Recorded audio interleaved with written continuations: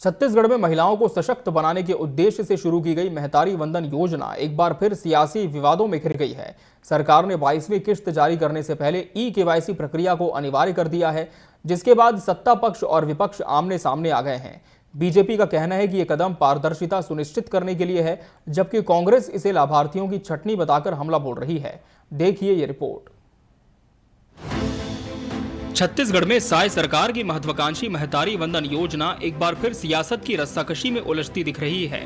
योजना के तहत अब तक 21 किश्तें दी गई हैं और अब 22वीं किश्त के पहले सरकार ने महतारी वंदन योजना के लिए केवाईसी करने की अनिवार्यता कर दी है।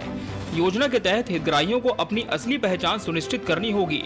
इसके लिए बायोमेट्रिक सत्यापन का काम किया जाना है।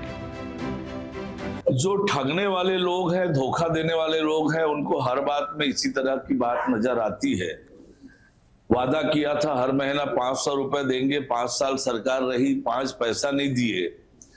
आज जब विष्णुदेव साय जी के नेतृत्व में सरकार महतारियों को 21 किस्तें महतारी वंदन की दे चुकी है और उसके बाद सरकार की नीयत पर प्रश्न चिन्ह उठाना ये कांग्रेस की मानसिकता को दर्शाता है। वास्तविकता ये है कि हमारी प्रतिबद्धता है और प्रतिबद्धता को पूरी कर रहे हैं। इसके पहले चरण में 4.25 लाख महिलाओं का सत्यापन कार्य शुरू हो गया है। जिन महिलाओं ने ई-केवाईसी नहीं कराई है या जिनके आधार लिंक, नाम की स्पेलिंग, बैंक अकाउंट डिटेल या IFSC कोड में त्रुटि है, ऐसी महिलाओं को भुगतान में दिक्कतों का सामना करना पड़ सकता है, जिसे कांग्रेस मुद्दा बना रही है। कांग्रेस का कहना है कि ये एक प्रकार से छटनी की प्रक्रिया है। केवाईसी के नाम से, सत्यापन के नाम से फिर से महतारी वंदन में लाखों महिलाओं के नाम काटे जाएंगे।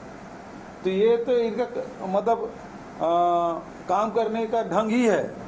सवाल इस बात का है कि इतना पैसा जो दिए हो, जितना कटा है, फिर उसकी भरपाई कौन करेगा? ओपी चौधरी कि विष्णुदेव साय? किसके खाते से वसूल किया जाएगा? जो अपात्र लोगों को आप 2 साल से पैसा दे रहे हो, काटेंगे मतलब वो अपात्र हुए, उसका पैसा कौन देगा? फिर क्यों दे रहे थे आज तक के? जब तक कि चुनाव चल रहा था तब तक चुप। अब सारे चुनाव हो गए, विधानसभा निपटा, लोकसभा निपट गया, पंचायत चुनाव हो गया, नगरीय निकाय चुनाव, अब कोई चुनाव नहीं, सब काटो धड़ल्ले से। फिलहाल जिस योजना के दम पर सरकार बनी और जिस योजना की वजह से सरकार महिलाओं में लोकप्रिय है, उसको लेकर हर निर्णय पर सियासत की नजर रहती है और इसलिए इस बार योजना का सत्यापन राजनीतिक आरोप प्रत्यारोप में घिर गया है। वैसे तो सही हितग्राही तक पैसे पहुंचाने के लिए ये उठाया गया कदम है, लेकिन इससे होने वाली परेशानी को आधार बनाकर कांग्रेस राजनीतिक फायदे उठाने के प्रयास में है। Bureau report, TV24 news.